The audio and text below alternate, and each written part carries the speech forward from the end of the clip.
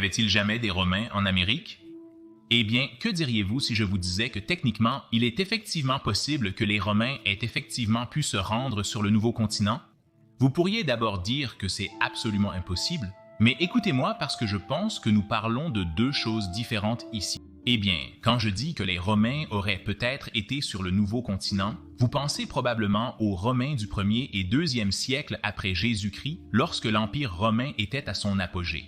Vous pensez très certainement aux Romains portant la célèbre armure de combat segmentée, la Lorica Segmentata, traversant l'océan sur leur trirème. Nous aurions alors dans notre esprit l'image fascinante de Romains dans leur armure brillante, débarquant sur le Nouveau Monde et interagissant avec les habitants locaux, peut-être même en échangeant des objets. Après tout, certains objets étranges ont été trouvés en Amérique, comme cette tête ici, découverte en 1933 et enterrée par les Aztèques en 1510. La main reposait là sans être dérangée pendant plus de 400 ans, et elle présente des caractéristiques stylistiques romaines assez remarquables, comme c'était courant autour de 200 après Jésus-Christ, ou que dire du trésor de pièces romaines datant des années 230 après Jésus-Christ, qui ont été trouvés en 1963 sur la rivière Ohio aux États-Unis? Eh bien, c'est certainement incroyable, mais nous devrions être prudents ici. La tête est en effet super fascinante et pourrait être un véritable artefact romain du début des années 200 ou de la fin des années 100 après Jésus-Christ, mais un seul élément ne prouve guère un contact avec les Romains. Il devrait alors y avoir beaucoup plus d'objets romains trouvés dans les colonies amérindiennes partout, mais il n'y en a pas plus et d'autres ont été prouvés être des canulars, comme cette supposée épée romaine ici. Dans le cas des pièces, oui, il a été découvert qu'elles étaient de véritables pièces romaines, mais cela ne signifie pas que les Romains ont réellement débarqué en Amérique du Nord et sont allés jusqu'à la rivière Ohio. En réalité, de nombreux vétérans de la Seconde Guerre mondiale ont ramené des pièces romaines d'Europe et spécifiquement d'Italie, et beaucoup de ces pièces ont ensuite été perdues partout aux États-Unis. Mais d'accord, supposons que la tête soit authentique, car celle-ci est en effet fascinante. Cela prouve-t-il donc que les Romains ont vraiment interagi avec les civilisations pré-aztèques de la Mésoamérique? Après tout, nous savons que les Romains ont effectivement établi une colonie sur les îles Canaries. Pourquoi ne pourraient-ils pas aller plus à l'ouest? Le problème ici est double. Premièrement, les navires romains n'étaient pas vraiment équipés ou conçus pour de si longs voyages à travers l'océan Atlantique. Il est extrêmement improbable qu'ils aient délibérément navigué vers l'ouest parce qu'ils ne soupçonnaient pas qu'il y aurait quelque chose là-bas et leurs navires étaient si mal adaptés pour de tels longs voyages que cela aurait été une mission suicide. Maintenant, est-il possible, cependant, qu'une trière romaine ait dévié de sa route et que les courants de l'Atlantique Nord aient dérivé la trière vers l'ouest en direction des îles des Caraïbes et ensuite vers la péninsule du Yucatan, après tout? Nous pouvons voir ici que les courants de l'Atlantique Nord auraient effectivement permis à quelque chose comme cela de se produire. Un navire romain aurait pu embarquer depuis les îles Canaries et aurait pu être amené en Mésoamérique. Cependant, n'oublions pas que ce voyage aurait été si long que les pauvres Romains n'auraient probablement pas survécu, et très probablement, ce voyage aurait été très involontaire. S'ils avaient dévié de leur route, il est très probable qu'ils n'auraient pas survécu au très long voyage, car ils auraient manqué de nourriture et d'eau, au plus tard, probablement sans même atteindre la moitié du chemin vers les Amériques. Rappelez-vous qu'ils n'avaient pas besoin de tant de nourriture et d'eau puisque la Méditerranée, où ils naviguaient habituellement, même les îles Canaries, ne sont à aucun moment à plus de quelques centaines de kilomètres du continent.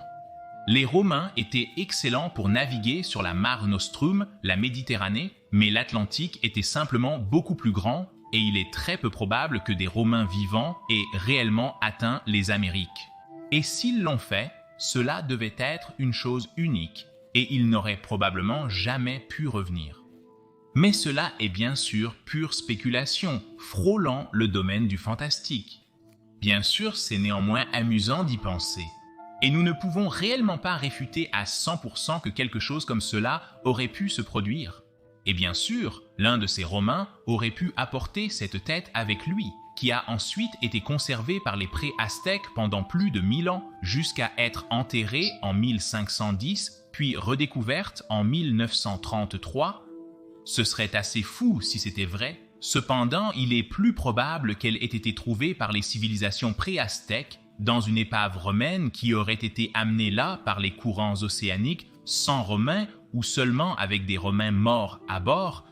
Alors, est-ce que je voulais dire tout cela quand je disais que les Romains auraient vraiment pu être en Amérique? Assez drôlement non, je ne voulais pas dire cela, je parlais d'autre chose. Je devrais vraiment travailler sur la longueur de mes introductions parce que je voulais en fait faire un point complètement différent prouvant que les Romains auraient vraiment pu être en Amérique, mais pour cela, nous devons réfléchir à ce que signifient réellement les Romains, de quel type de Romains parlais-je réellement.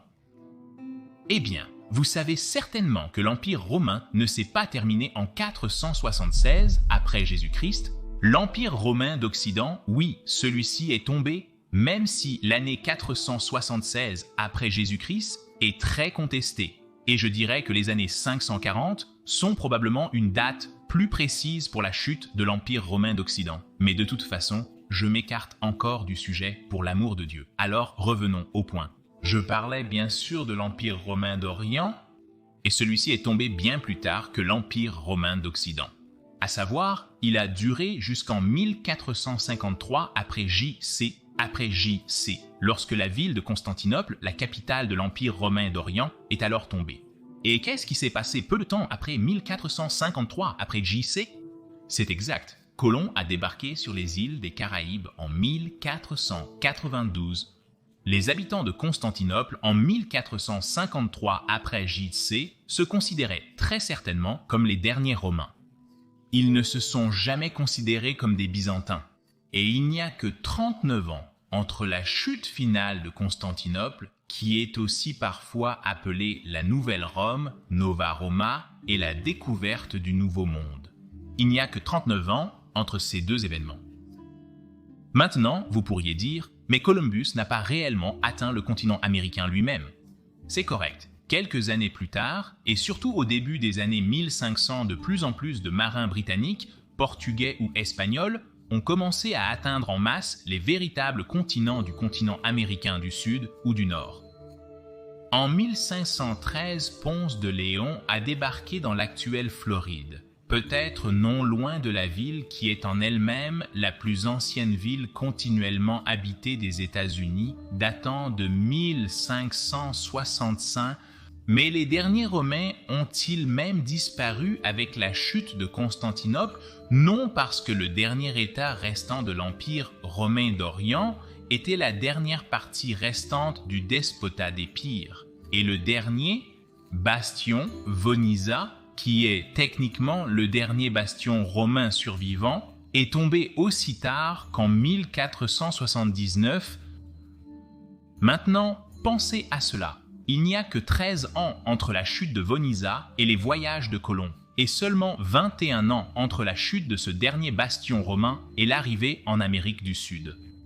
Des dizaines de navires ont atteint les Amériques au début des années 1500, et ce nombre a encore augmenté dans les années 1510, mais même les années 1510 ne sont qu'à une trentaine d'années de la chute de Vonisa, où techniquement vivaient les derniers Romains.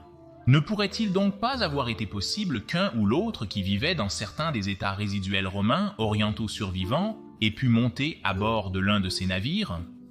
Imaginons par exemple un enfant de 10 ans vivant à Venise, survivant à la chute de 1479.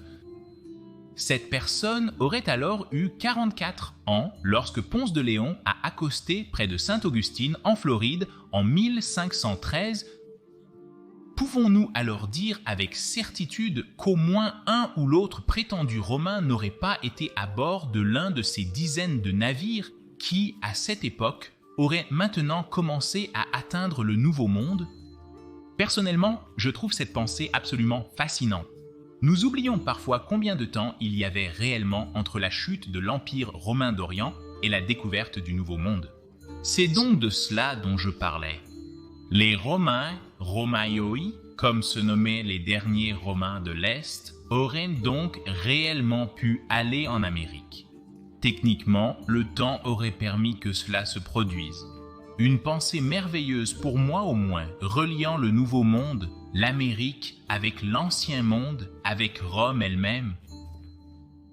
J'espère, chers amis de l'histoire romaine tardive, que vous avez trouvé cette pensée aussi absolument incroyable que moi. Je voudrais faire un grand cri à mon Patreon et ami César Cheese, qui m'a donné l'excellente idée pour cette vidéo. Et si vous aimez mes vidéos, veuillez me soutenir via Patreon ou via une adhésion à YouTube.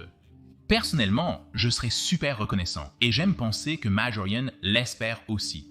Et bien sûr, veuillez aimer et vous abonner afin de ne manquer aucune future vidéo sur l'époque fascinante de la fin de l'Empire romain.